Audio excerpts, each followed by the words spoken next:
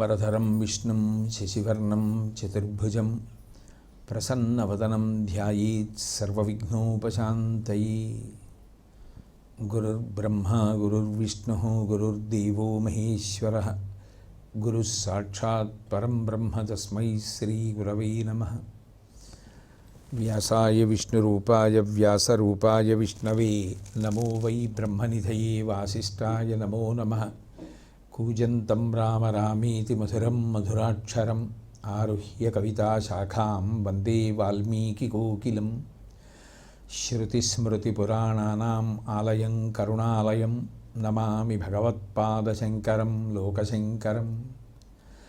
వాగర్ధావివ సంపృక్తౌ వాగర్ధప్రతిపత్తయే జగతః పితరౌ వందే పార్వతీ పరమేశ్వరౌ. సూక్తిం సమగ్రయతున స్వయమేవ లక్ష్మీ శ్రీరంగరాజమహిషీ మధురైకటాక్షైః. వైదగ్ధ్యవర్ణగుణకుంభనగౌరవైర్యాం ఖండూలకర్ణకుహరాः కవయోధయంతి. హైమోధ్వపుండ్రమజహన్మకుటం సునాసం మందస్మితం మకరకుండలచారుగండం. బింబాధరం బహుళదీర్ఘకృపాకటాక్షం శ్రీవేంకటేశముఖమాత్మని సన్నిధత్తాం.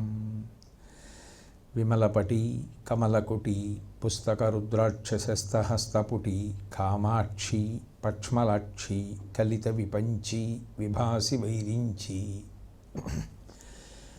మనోజవం మరుతతుల్యవేగం జితేంద్రియం బుద్ధిమతాం వరిష్టం.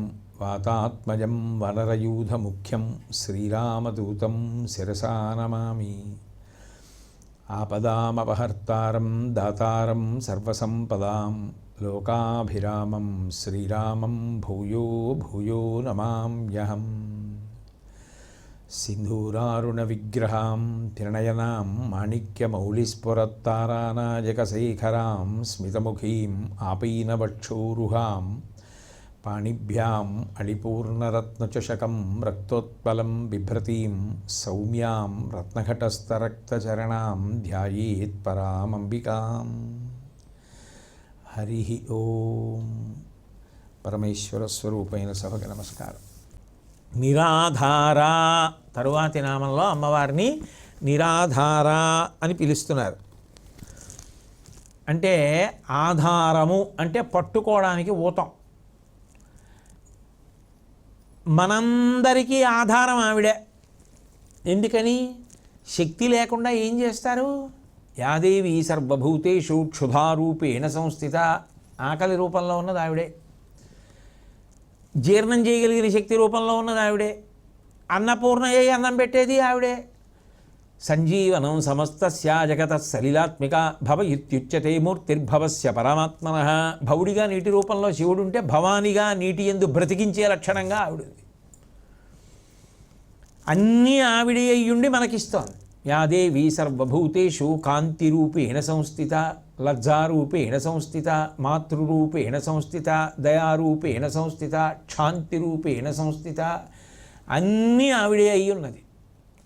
అన్నీ ఆవిడే అయ్యుండి అన్నిటికీ మనకి ఆమె ఆధారమై ఉన్నది. కదలాలంటే ఆవిడే ఆధారం. శక్తి లేదు, ఎలా కదులుతాడు?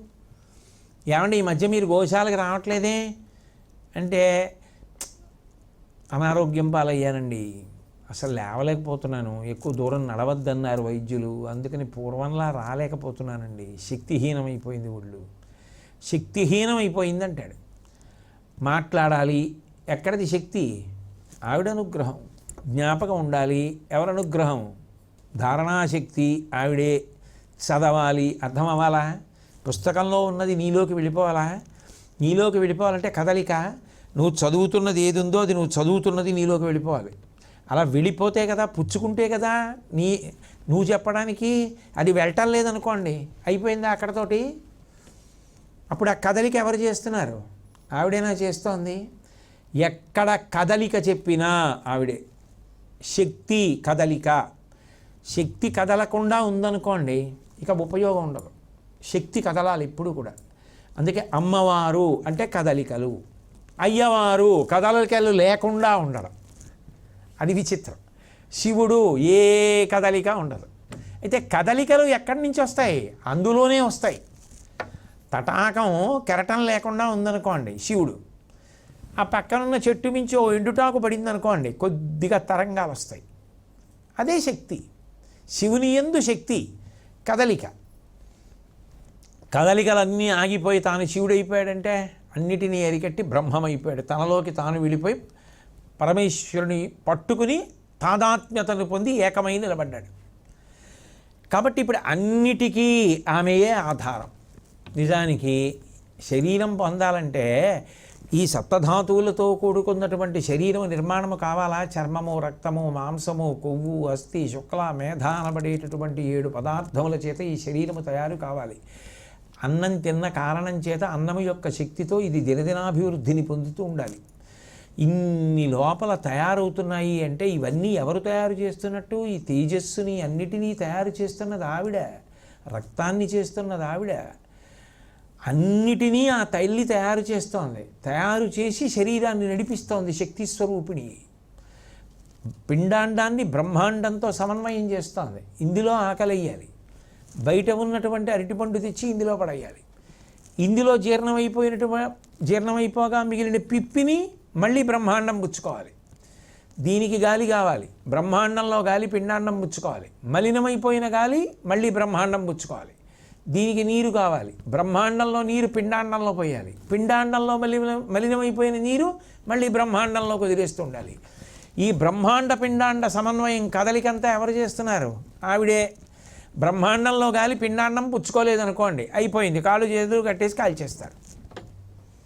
బ్రహ్మాండంలో పండు పిండాండం పుచ్చుకోవట్లేదు, జబ్బు వచ్చింది, వాడికి ఏం ఆకలేయట్లేదు.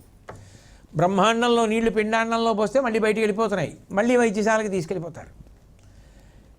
అన్నీ సక్రమంగా జరుగుతున్నాయి అనుకోండి, చక్కగా అందులో గాలి ఇందులోకి పుచ్చుకుని ఇందులో గాలి అందులోకి వదిలేసి, అందులో నీళ్ళు ఇందులోకి పుచ్చుకుని ఇందులో నీళ్ళు అందులోకి వదిలేసి, అందులో పండు ఇందులోకి పుచ్చుకుని ఇందులో పిప్పు అందులోకి వదిలేసి జరిగిపోతుంది అనుకోండి. నా అంతవాణ్ణి నేనంటాడు. నిజానికి చేస్తున్నది ఎవరు?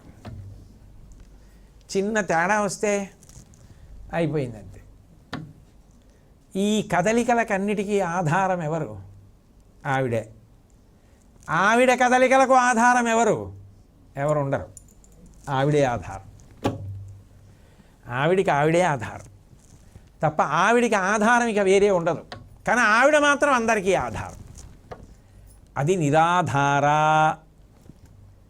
అంటే తనంత తాను శక్తి స్వరూపిణి అంతే తప్ప ఆవిడికి మళ్ళీ ఏదో కొత్తగా మనం అరటిపండు ఇట్టామండి, మేము అగరత్తులు వెలిగించామండి, మేము గుగ్గిలం వేసామండి, అవన్నీ నీ భక్తితో చేసిన ఉపచారాలు. నిజానికి ఆ గుగ్గిలము ఆవిడే, అగ్నిహోత్రం ఆవిడే, పొగ ఆవిడే, ఆ పొగలో ఉన్నటువంటి క్రిములను సంహరించగలిగిన శక్తి ఆవిడే తప్ప నువ్వు కొత్తగా చేసేదేం ఉండదు. ఆవిడిచ్చింది ఆవిడికి ఇచ్చి నేను ఇచ్చానని నువ్వు తృప్తి పొందడం, అబ్బో పిల్లడా నువ్వు పెట్టావని ఆవిడ తృప్తి పొంది నీకు పుణ్యం ఇవ్వడం అంతే తప్ప మనం కొత్తగా చేసేది ఏం ఉండదని తెలుసుకుంటే నిజానికి భక్తి పరిపూర్ణత పొందినట్టు.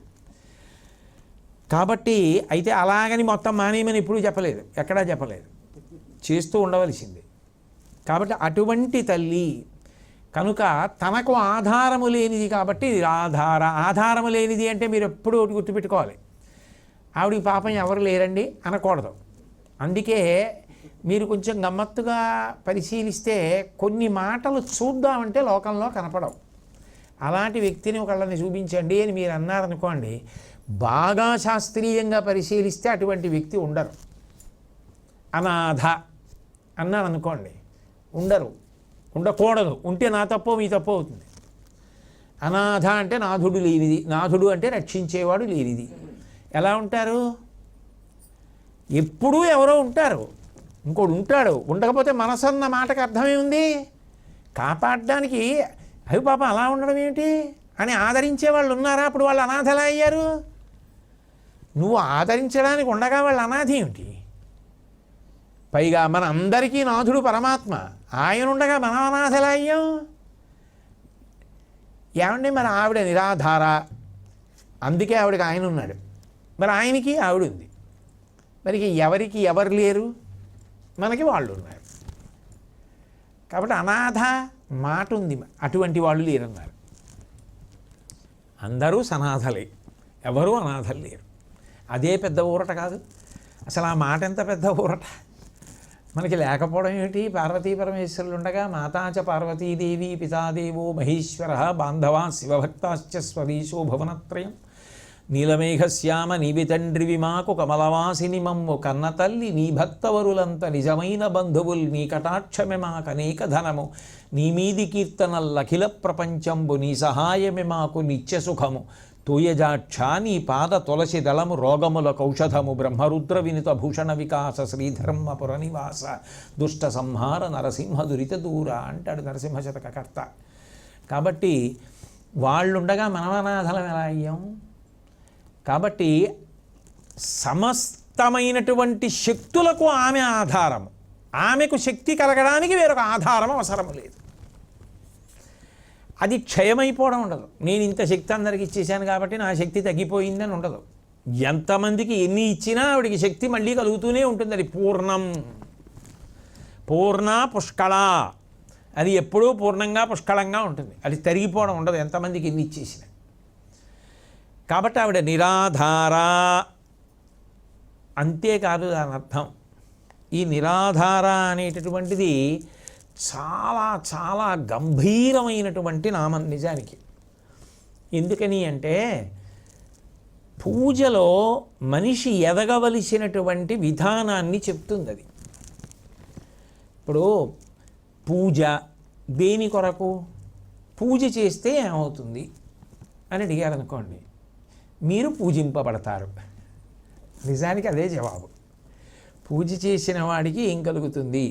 పూజార్హత కలుగుతుంది, వాడు పూజింపబడతాడు. ఎందుకని అంటే ఆయన బాగా పూజ చేశారండి అని పూజ చేస్తారా? అది కాదు. పూజ అంటే కృతజ్ఞత. ఈశ్వర మీరు మాకు కళ్ళిచ్చారు, ఎన్నో చూస్తున్నాం, కృతజ్ఞత. ఓ దీపం పెట్టారు. ఈశ్వర మాకు తినడానికి ఎన్నో పదార్థాలు ఇచ్చారు, రుచి చెప్పడానికి నాలుగు ఇచ్చారు, కృతజ్ఞత. ఇదిగో మీకు నైవేద్యం పెడుతున్నాం. ఈశ్వర మీరు మాకు చర్మం ఇచ్చారు, స్పర్శనిచ్చారు, పిల్లలు ముట్టుకుంటున్నారు, గురువుగారు ముట్టుకుంటున్నారు, తల్లిదండ్రులు ముట్టుకుంటున్నారు, భార్య ముట్టుకుంటోంది, దానివల్ల ఎంత సంతోషమో. ఈ స్పర్శ సుఖానికి గాను మీకు చందనాన్ని అనులేపనం చేస్తున్నాను. అంటే కృతజ్ఞతేనా మీరు పూజలో చెప్తున్నది? ఎక్కడ కృతజ్ఞతా లక్షణం ఉన్నదో అక్కడ 10 మంది గౌరవిస్తారా? ఆయనకి చిన్న ఉపకారం చేస్తే మర్చిపోరండి, అలా తలుచుకు సంతోషిస్తుంటారు. ఫలానా అప్పుడు మీరు నాకు మహా ఉపకారం చేశారండి అంటారు. ఆయనకి ఎంత కృతజ్ఞత అండి. అదే ఎవరైనా కావాలని అపకారం చేసినా దాన్ని అసలు పెద్ద పట్టించుకోరు, ఇంకా మనసులో పెట్టుకోరు, వదిలిపెట్టేస్తారు అంతే అక్కడతో. కథంచిదుపకారేణ కృతే నైకేన తుష్యతి నస్మరత్యపకారాణం శతమప్యాత్మవత్తయ అంటారు రామాయణంలో. రాముడి గొప్పతనం ఏమిటి అంటే కథంచిదుపకారేణ, కావాలని కాకపోయినా యాదృచ్ఛికంగా ఎవరైనా ఒక ఉపకారం చేస్తే ఆ ఉపకారాన్ని తలుచుకు పొంగిపోతాట. కావాలని 100 అపకారములు చేసినా ఏదో అమాయకత్వం అజ్ఞానం అని చెప్పి మరిచిపోతాట. కథంచిదుపకారేణ కృతే నైకేన తుష్యతి నస్మరత్యపకారాణం శతమప్యాత్మవత్తయ. కృతజ్ఞత, ఒకరు చేసిన ఉపకారాన్ని గుర్తుపెట్టుకోవడం. భగవంతుడికి పూజ చేస్తున్నావంటే ఆయన చేసిన ఉపకారాలకి కృతజ్ఞత చెప్పడం పూజ. అది నీకు జీవితంలో అలవాటైపోతే ఎవరు ఏ ఉపకారం చేసినా నీకు కృతజ్ఞతాభావం ఉంటుంది. నీకు కృతజ్ఞతాభావం ఉండి అయ్యో నాకు ఈ ఉపకారం చేశారని 10 మాటలు చెప్పుకుని సంతోషిస్తూ ఉంటే అటువంటి వ్యక్తికి చెయ్యాలి. మహానుభావుడు చాలా గొప్పవాడైన ఆయన మళ్ళీ యువతలవాడికి ఏదైనా ఆపద వస్తే పరిగెత్తుకొస్తాడు, గుర్తు పెట్టుకుంటాడు అని 10 మంది గౌరవిస్తారు. పూజించిన వాడికి పూజార్హత కలుగుతోంది కదా. భగవంతుణ్ణి పూజ చేయాలంటే భగవంతుణ్ణి పూజ చేసేటప్పుడు అభ్యంతర పూజ, బాహ్య పూజ అని 2 ఉంటాయి. అందులో బాహ్య పూజ యందు ఏమవుతుంది అంటే ఎప్పుడూ కూడా మనకి 3 తప్పకుండా ఉండాలి. 1 మంత్రము, 2 సంభారము, మూర్తి 3వది. ఈ 3 ఉండాలి. ఈ 3టితో పాటు మనసు ఉండి తీరాలి. మూర్తి, మీరు అనంతముగా అంతటా వ్యాపించిపోయినటువంటి భగవంతుడికి ఏదో ఒక రూపాన్ని కల్పించి ఆ రూపంలో ఉన్నాడని పెట్టుకోవాలి. ఋషిప్రోక్తమైన రూపం, మన సొంతంగా కల్పించకూడదు. ఒక వినాయకుడిగా, ఒక సుబ్రహ్మణ్యుడిగా, ఒక పరమశివుడిగా, ఒక శ్రీ మహావిష్ణువుగా, లక్ష్మీదేవిగా ఒక రూపాన్ని ఋషులు ఏవి నిర్ణయించారో ఆ రూపాన్ని ధ్యాన శ్లోకం ఉన్నటువంటి దాన్ని తెచ్చి అక్కడ పెట్టుకుంటారు మూర్తిని. ఇప్పుడు మంత్రం ఆ మంత్రంలో ఉపచారం భాగం ఉంటుంది. అంటే మనసు అదే పనిగా నిలబెట్టమంటే అది నిలబడదు, పారిపోతుంది అటు ఇటు. అందుకని ఏం చేస్తారు, మీకు విశ్రాంతినిస్తూ అది నిలబడడానికి అవకాశం ఇస్తారు, తనంత తాను నిలబడడానికి. ఇప్పుడు మీ ఇంటికి ఎవరో మహాత్ములు వస్తున్నారు అనుకోండి, ఆయన వస్తాను మీ ఇంటికి 10 గంటలకు వస్తానమ్మా ఒకసారి అన్నారనుకోండి, మీరు ఏం చేస్తారు? 9:30 అయ్యేటప్పటికే ఇల్లంతా శుభ్రంగా సర్దేసి ఆయన్ని తీసుకొద్దాం, ఇక్కడ కూర్చోబెడదాం, ఆయన వస్తారు, ఆయనకి కాళ్ళు కడుగుదాం, ఆయన కాళ్ళు కడుక్కుందాం, నీళ్లు మన తల మీద చల్లుకుందాం, ఆయనకి ఇదేదో చేసి పెడదాం, ఆయనకి ఇదేదో తాగమందాం, బోలెడంతా ప్రణాళిక వేసేసుకుంటారు ఆ మనసులో. ఇప్పుడు ఎలా ఎదురు చూస్తుంటారు? 10 అయింది ఇంకొస్తారు వస్తారు వస్తారు అని ఎదురు చూస్తుంటారు. ఆయన రానే వచ్చారు. ఇప్పుడు మీరు ఎంతో మనసు పెట్టి ఇప్పుడు నేనేం చేయాలి అని పక్కింటి వాళ్ళని అడుగుతారా? అంత కష్టపడడం ఉంటుందా? మీ అంతా మీరు ఏం చేస్తారు? మీకు ఆ మనసు ఉంది కాబట్టి, ప్రేమ ఉంది, రండి రండి రండి రండి అంటారు. ఆయన లోపలికి వచ్చారు, తర్వాత ఏం చేయాలి అంటారా? కాళ్ళు కడుగుతాం అని ఆయన చెప్పులు విప్పగానే తీసి పక్కనెట్టి ఆయన కాళ్ళు కడిగి ఆ నీళ్లు తీసి తల మీద చల్లుకుని చేతులు కడుక్కోమని, రెండని కూర్చోమ్మని ఓ తువ్వాలిచ్చి చేతులు తుడుచుకోండి, కాళ్ళు తుడుచుకోండి. ఇవన్నీ ప్రేమ ఉంది కాబట్టి జరిగిపోతున్నాయి. భగవంతుని ఉపచారం కూడా ప్రేమ ఉంటే పక్కన దర్శకత్వం అక్కర్లేదు, అదే జరిగిపోతుంది. పాదయోహో పాద్యం సమర్పయామి, కాళ్ళు కడుక్కోండి. హస్తయోహో అర్ఘ్యం సమర్పయామి, చేతులు కడుక్కోండి. ఆసనం సమర్పయామి, ఆసనం వేశాం కూర్చోండి. ఆవాహయామి, లోపలికి రండి.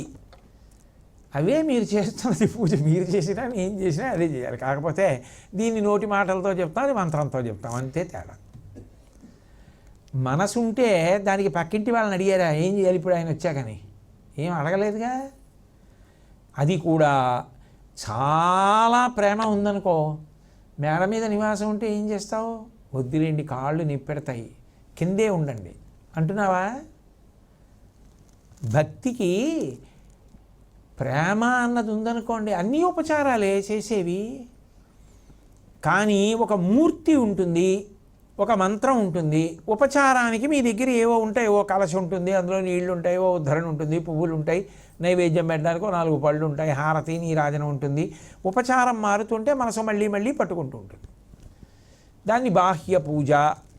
దీని గురించి నేను ఇంతకన్నా ఎక్కువ చెప్పక్కర్లేదు, ఎందుకంటే మీ అందరూ కూడా అందులో నిష్ణాతులు, బాగా తెలుసున్నవారు. కాబట్టి ఇంకా నేను మళ్ళీ చరిత్ర చరణం దాని గురించి ఏదో పెద్దగా చెప్పవలసిన అవసరం ఏముంటుంది? ఉండదు. దాన్ని దాటితే అభ్యంతర పూజ అంటారు. ఆ పూజలో ఏమవుతుందంటే మళ్ళీ అందులో కూడా ఆధారం ఉంటుంది.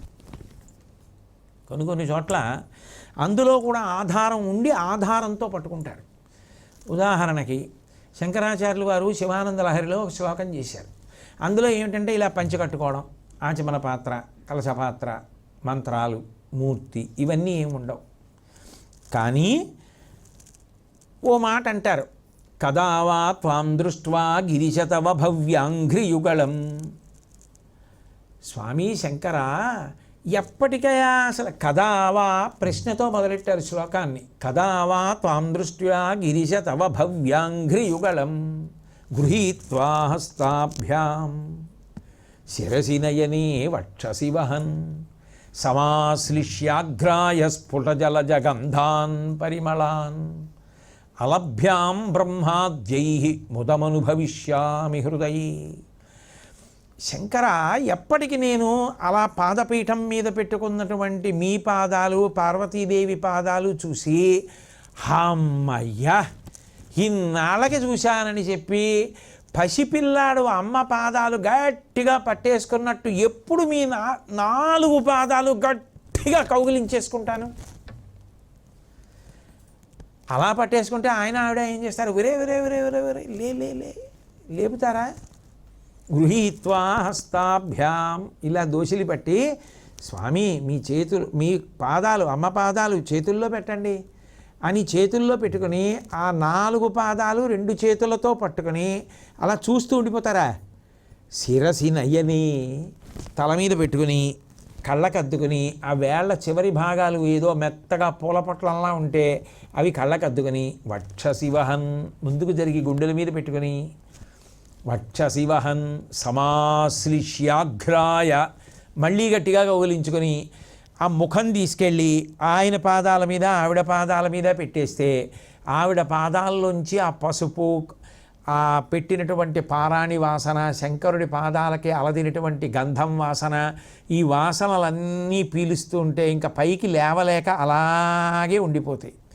ఈలోగా దిగ్గజములు వచ్చి లక్ష్మీర్దివ్యైర్గజేంద్రైర్మణిగణ ఖచితై స్నాపితా హేమకుంభై నిత్యం సా పద్మహస్తామవసస్తు గృహే సర్వమాంగళ్యయుక్తా.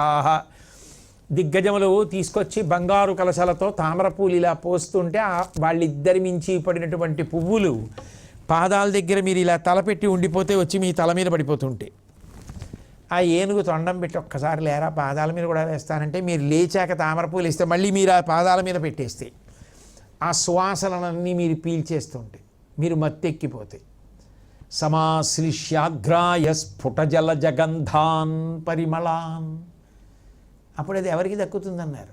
అలభ్యాం బ్రహ్మాద్యై ముదమనుభవిష్యామి హృదయే. బ్రహ్మాదులకు లభించది ఈ ఆనందం, నాకు లభించింది. అక్కడ నిజంగా కలశ ఉందా, మూర్తుందా, కామాక్షి పాదాలు ఉన్నాయా? నీవు మనసు చేత సృజించావు. రత్నైకల్పితమానసం హిమజలై స్నానంచ దివ్యాంబరం నానారత్న విభూషితం మృగమతామోదాంకితం చందనం జాజీ చంపక బిల్వపత్రరచితం పుష్పం చ ధూపం తథా దీపం దేవదయానిదే పశుపతే హృత్కల్పితం గృహ్యతాం. హృత్కల్పితం, మనసు చేత సృజించాడు ఇవన్నీ. కానీ మనసు చేత సృజించినప్పుడు మనసు ఉంది. ఓ మూర్తి మనసు చేత సృజింపబడి లోపల కదులుతున్నాడు. నువ్వు చేతులతో పట్టుకున్నావన్న అనుభూతి ఉంది, తల ఉంచావు అన్న అనుభూతి ఉంది, ఏదో తెలియని గొప్ప సంతోషాన్ని అనుభవిస్తున్నావు. ఒక ఆధారం మాత్రం ఉంది, అది చెదిరితే నువ్వు వెనక్కి వస్తావు. ఇంతలో ఎవడో వచ్చి అమ్మ పాలండి అంతకీ తలుపు తెరవరని గట్టిగా ఇచ్చాడు అనుకోండి, నువ్వు మళ్ళీ బాహ్యంలోకి వచ్చేస్తావు. ఒక ఆధారం ఉంది, ఎవరితో పాదాలు పట్టుకుంటున్నావు, కళ్ళకద్దుకుంటున్నావు, వంగుతున్నావు, కౌగిలించుకుంటున్నావు, ధ్యానం చేస్తున్నావు, ఇవన్నీ ఉన్నాయి. ఇంకా ఇది కూడా దాటిపోగలిగాడు అనుకోండి, అది పతాక స్థాయి. ఇక ఆయనకి అమ్మవారికి అభేదం. ఆ స్థాయికి వెళ్ళిపోయిన వాడు ఉంటాడే, ఆయన జీవన్ముక్తుడు. ఆ స్థాయి లభించడం అంత తేలికైనటువంటి విషయం మాత్రం కాదు. అది చాలా చాలా గొప్ప స్థితి. ఆ స్థితిలో ఏమవుతుందంటే మనసు కానీ ఇంద్రియములు కానీ ఏవీ పనిచేయవు. దాన్ని వర్ణించడం కూడా అంత తేలిక విషయం కాదు. అది మీకు ఎక్కడ కనపడుతుంది అంటే భాగవతంలో శమీక మహర్షి తపస్సు చేస్తూ ఉంటారు. పరీక్షిన్ మహారాజు గారు ఆ శమీక మహర్షి దగ్గరికి వెళ్ళి దాహం వేసి వేటాడి వచ్చాడు కదూ, బడలికతో ఉన్నాడు, మంచినీళ్ళు ఇమ్మని అడుగుతాడు. అడిగినప్పుడు శమీక మహర్షి ఏ స్థితిలో ఉన్నారో పోతన గారు చెప్పారు. అది మహానుభావుడు రామచంద్రమూర్తి యొక్క అనుగ్రహంతో చేసిన రచన కాబట్టి పోతన గారు చెప్పగలిగారు. మెలగుట చాలించి మీలిత నేత్రుడై, ఆయన ఎటూ చూడలేదు, అసలు ఏ విధమైనటువంటి కదలిక లేదు శరీరంలో. అలా రెండు చేతులు పద్మాసనం వేసుకుని కూర్చున్నవాడు కూర్చున్నట్టు అలాగే ఒక స్థాణువు, ఒక విగ్రహం ఎలా ఉంటుందో అలా ఉన్నాడంతే శమీక మహర్షి. అలా ఉండి ప్రాణమనోబుద్ధి పంచేంద్రియంబుల బహిరంగ వీధుల భరణీక, ప్రాణాన్ని కూడా ప్రాణాయామం చేసి ఆపాడు కుంభకంలో. మనసు లయమైపోయింది ఆత్మలో, బుద్ధి ఆత్మయందు లయమైపోయింది, ఇంద్రియములు మనసుతో సంబంధం తెగిపోయింది. చెవికి వినడం ధర్మం, కానీ మనసు లేదు, ఆత్మలోకి వెళ్ళిపోయింది, అందుకని పట్టుకోదు. ఏదైనా వినపడినా ఆయనకి తెలియదు, ముట్టుకున్నా తెలియదు. ఇంద్రియములన్నీ కూడా తమ పని తాము చేస్తున్నా ఆ ఇంద్రియం చేసిన దాన్ని మనసు పట్టుకుంటే కదా తెలిసేది. ఇప్పుడు నా చెవిలో ఏదైనా పడిందనుకోండి, మనసు మెలకువగా ఉంటే ఆ చెవిలో పడిన దాన్ని మనసు పట్టుకుంటుంది. అసలు ఆ మనసు ఆత్మలో లయమైపోయింది. చెవి విన్నదాన్ని పట్టుకోవడానికి అక్కడ మనసు లేదు, తెలియదు ఇంకా ఆయనకి అసలు ఎవరో పిలిచారు, ఎవరో ఆయనకి ఏమి లోపలికి వెళ్ళే అవకాశం లేదు, ఇక వినపడదు. కాబట్టి ప్రాణమనోబుద్ధి పంచేంద్రియంబుల బహిరంగ వీధుల పరనీక జాగరణాది అవస్థాత్రయంబు దాటి పరమమయ్యుండెడి పదము తెలిసి. జాగృత్ అంటే ఇంద్రియములు మనసు లేచి ఉండడం, స్వప్నం అంటే ఇంద్రియములు పడుకుంటాయి, మనసు లేచి ఉంటుంది. ఇంకాను తను ఏది ఇష్టపడిందో దాన్నే చూపిస్తూ ఉంటుంది, లేకపోతే తను భయపడిన దాన్ని చూపిస్తూ ఉంటుంది. రాగద్వేషాలు రెండింటిలో ఒకదాన్ని చూపిస్తూ ఉంటుంది. సుషుప్తి గాఢ నిద్ర, ఆత్మ ఒక్కటే ఉంది, మనసు కూడా లయమైపోయింది, కానీ ఆత్మ ఒక్కటిగా తానున్నానన్న ఎరుక మాత్రం లేదు, అజ్ఞానం. ఈ మూడు దాటిపోయాడు. జాగ్రత్త, స్వప్న, సుషుప్తి దాటి తురీయమునందున్నాడు. అంటే కేవల సాక్షి మాత్రంగా ఉన్నాడంతే, పరబ్రహ్మమై ఉన్నాడు. అన్నీ లయమైపోయాయి లోపల.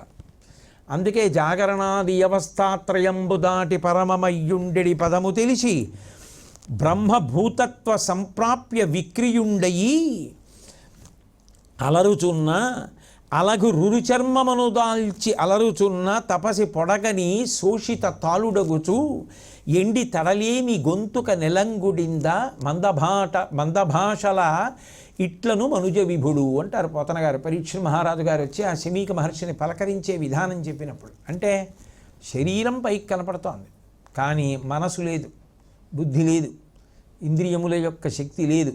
శక్తి లేదంటే ఇంద్రియములు గ్రహించినా దాన్ని పట్టుకునే మనసు లేదు.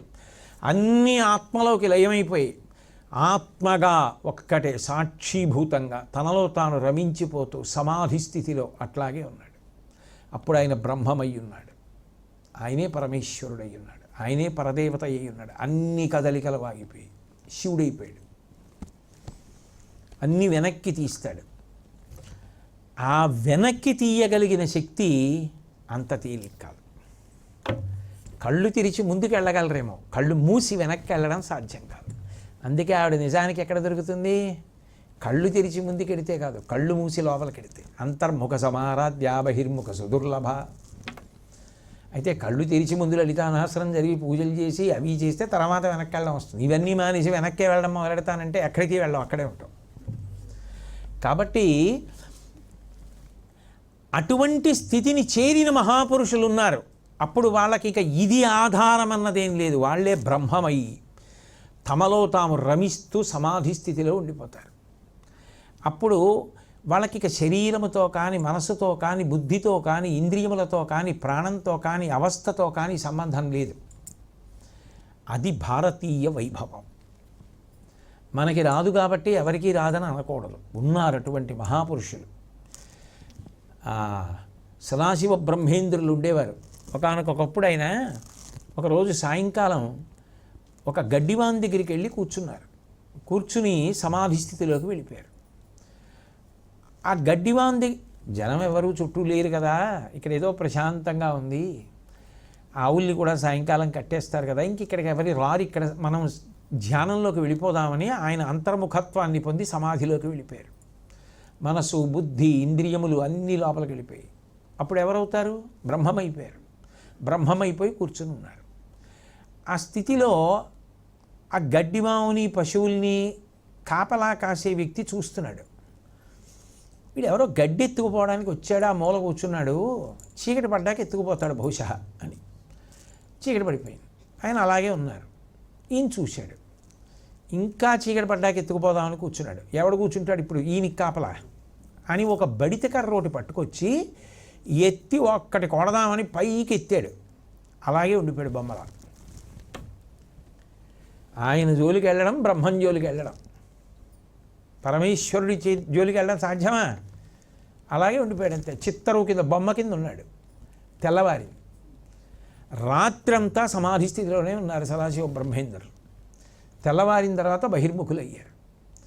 బహిర్ముఖులైతే పక్కన బొమ్మలా నిలబడి ఉన్నాడు. ఆయనకి అర్థమైంది, నన్ను కొట్టడానికి వచ్చి ఉంటాడు. అట్లా ఉండిపోయాడు.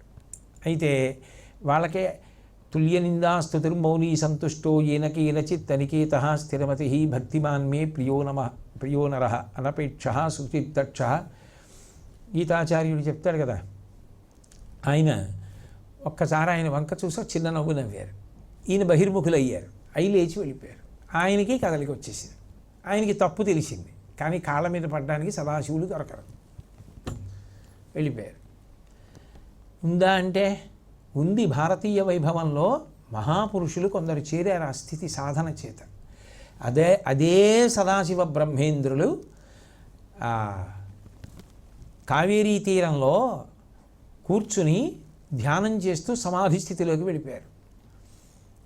సాయంకాలం అయిపోయింది. ఆ చుట్టుపక్కల ఉన్న వాళ్ళకి ఆయన యొక్క సాధనాశక్తి తెలుసు. ఓ సమాధి స్థితిలో ఉన్నారని ఊరుకున్నారు. పెద్ద వర్షం బయలుదేరింది సాయంకాలం. 2-3 గంటల వర్షం పడ్డ తర్వాత కావేరీ పైనుంచి వరద నీళ్ళు వచ్చి పొంగుతోంది కావేరీ. వీళ్ళందరూ ఒడ్డున నిలబడి గట్టిగా అరిచారు, సావులారు సావులారు వరద వచ్చేస్తోంది, లేవండి లేవండి లేవండి అని. ఆయనకి ఎలా వినపడితే కదూ, ఎలా వినపడుతుంది? సమాధి స్థితిలో ఉన్నవాడికి ఆయనకేం వినపడలేదు.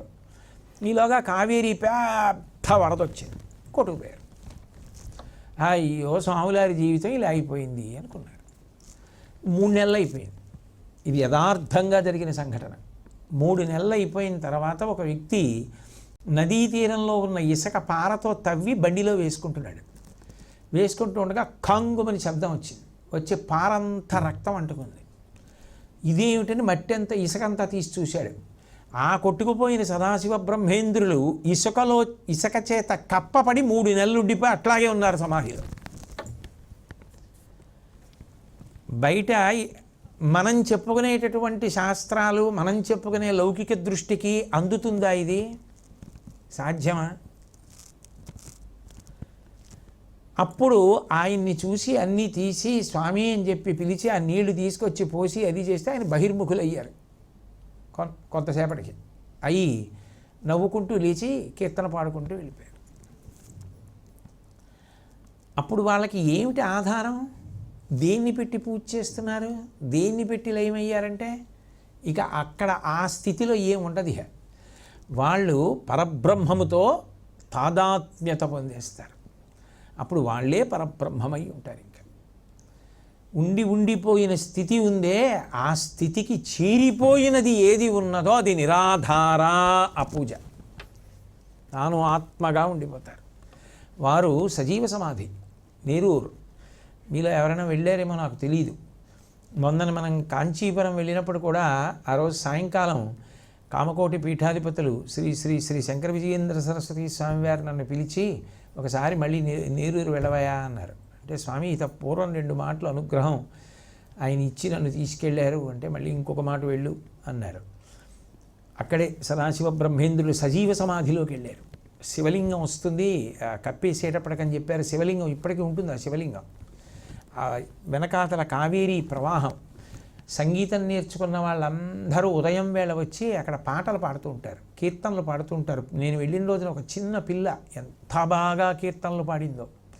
శ్రీరామనామం రాసుకుంటూ ఉంటారు, రామాయణం చదువుకుంటూ ఉంటారు అక్కడ గదులు తీసుకుని. మహానుభావుడు ఇప్పటికీ సజీవ సమాధిలో ఉన్నారు అంటారు. సదాశివ బ్రహ్మేంద్రులు లేరు.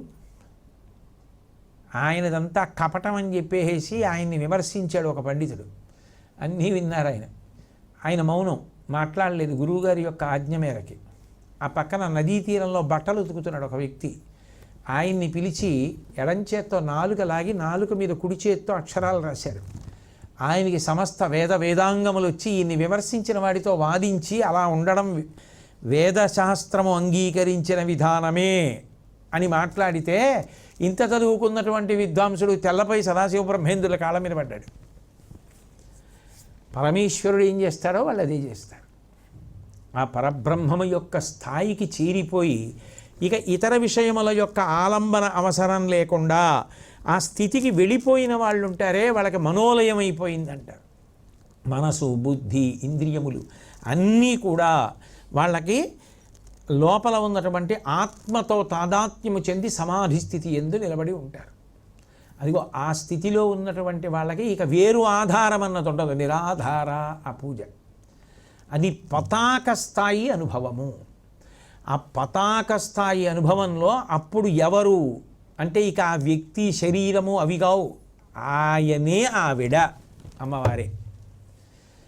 అమ్మవారే శివుడే. ఆయన అయిపోయినాడు, అయిపోయి అట్లా ఉన్నాడు. మళ్ళీ తనంత తానుగా వెనక్కి వచ్చే వరకు, ఆయన బాహ్యస్మృతి పొందే వరకు ఆ స్థితికి చేరుకుంటారు. అలా చేరుకున్నటువంటి స్థితి ఏది ఉందో దాన్ని నిరాధార అంటారు. కాబట్టి పూజలో బాహ్య పూజ లేకుండా ఇక్కడికి మాత్రం చేరలేవు. ఇవన్నీ మానేసి దానికి ఎడతానండి అంటే ఒక్కనాటికి సాధ్యం కాదు. అది జరిగే విధానమే కాదు. జరగడానికి ఏం చేస్తారు అంటే మొట్టమొదట ఏది చెయ్యాలో అక్కడి నుంచి ప్రారంభం చేస్తారు. చేసి అక్షరాభ్యాసం, ముందు ప్రాథమికమైన పాఠశాల, తర్వాత మాధ్యమిక పాఠశాల, తర్వాత కళాశాల, ఆ తర్వాత కదా విశ్వవిద్యాలయం. ఇవన్నీ ఎందుకంటే నేను విశ్వవిద్యాలయానికి వస్తానంటే అవతల బొమ్మంటారు తప్ప తీసుకుంటారా? ఎలా తీసుకుంటారు? అలా ఉంటుంది. ఇవి ఏం అక్కర్లేదండి, తిన్నగా ధ్యానం, తిన్నగా సమాధి అంటే అట్లా ఉండవు. అది ఎవరో మహాత్ములు కారణజన్ములైన వాళ్ళకి అన్వయం అవుతుందేమో కానీ సాధనాక్రమంలో ఎవరు చెప్పినా ఇలాగే సాధన చేయాలని వేదం కూడా చెప్తాం. మరి సాధన అట్లా చేయవలసిందే అంతే. కాబట్టి అలా చేసి ఆ స్థితికి చేరిపోయిన వాళ్ళు ఎవరు ఉంటారో వాళ్ళది నిరాధార పూజ.